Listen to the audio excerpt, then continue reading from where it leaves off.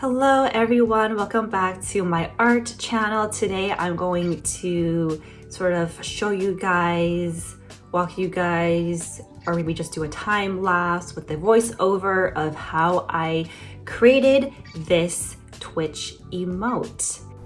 So this is my emote. I think it turned out so cute, and I'm going to show you guys how I did it. So first of all, here's my canvas info. The height and width are 500 pixels, and here is the color profile that works best in Twitch. And I kind of made myself this 4-quadrant grid. I just went and clicked the wrench tool, canvas, and clicked on, I can't read that, it's too small, drawing assist, something like that. You'll see it, you won't miss it, and create like grids for yourself. And this is just so I can sort of have like a reference of where I want to center things.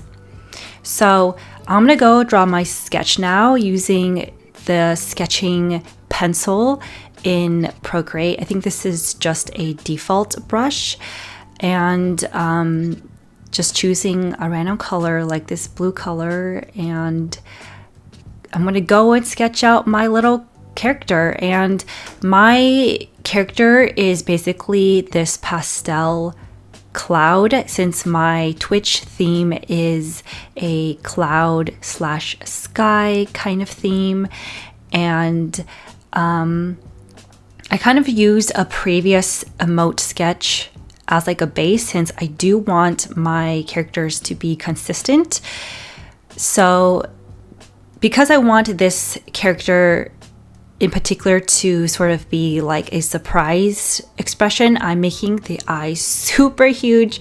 It's kind of funny seeing it over my previous sketch, but when my emote is very small and tiny, I really want the expressions to stand out. So I am just creating some big bug eyes with cute stars, since my community name is Starries. So yeah, I'm gonna go ahead and sketch out my little character.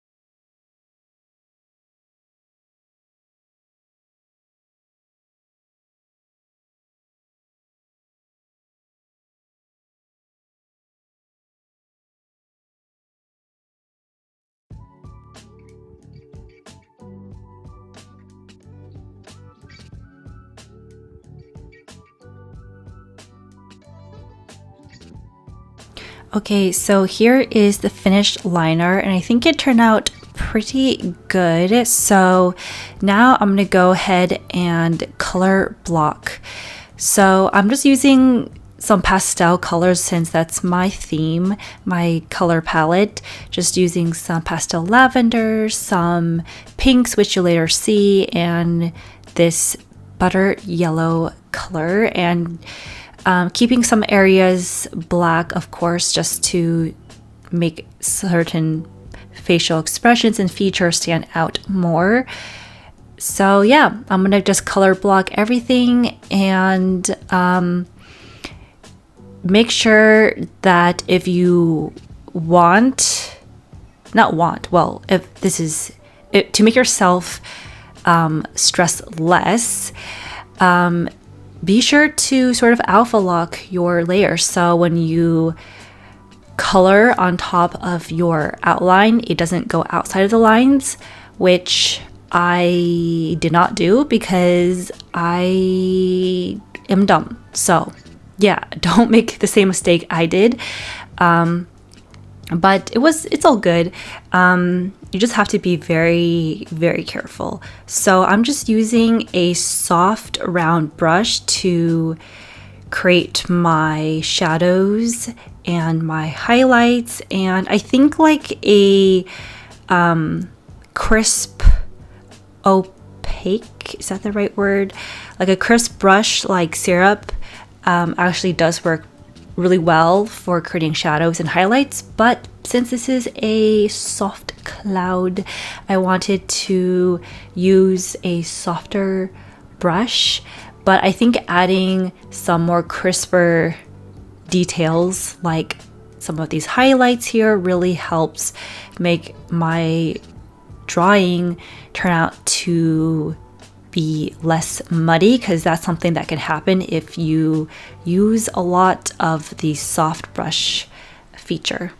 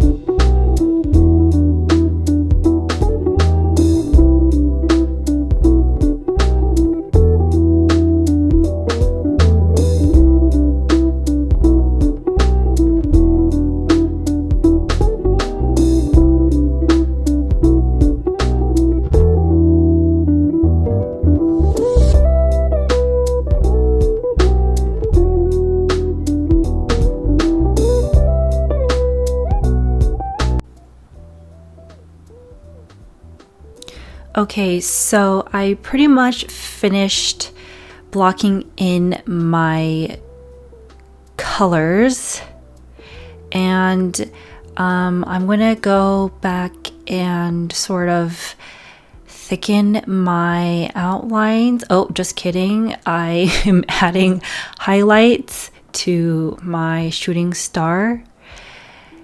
And now are we? Yes, so now we are going back and thickening up the outline, and I know that it looks very, very thick, but when this is a super small size, we want everything to be readable and to stand out. So while this isn't my preference, I think it does look really nice as a emote. See it right here, it's really small, but you can still see it because our lines are super thick. And I'm not making every line really thick, just like the portions that I want to be more readable. So my cloud puff character and the shooting star, especially because, as you can see, I sort of colored outside of the lines. So I'm just making sure that my illustration is readable.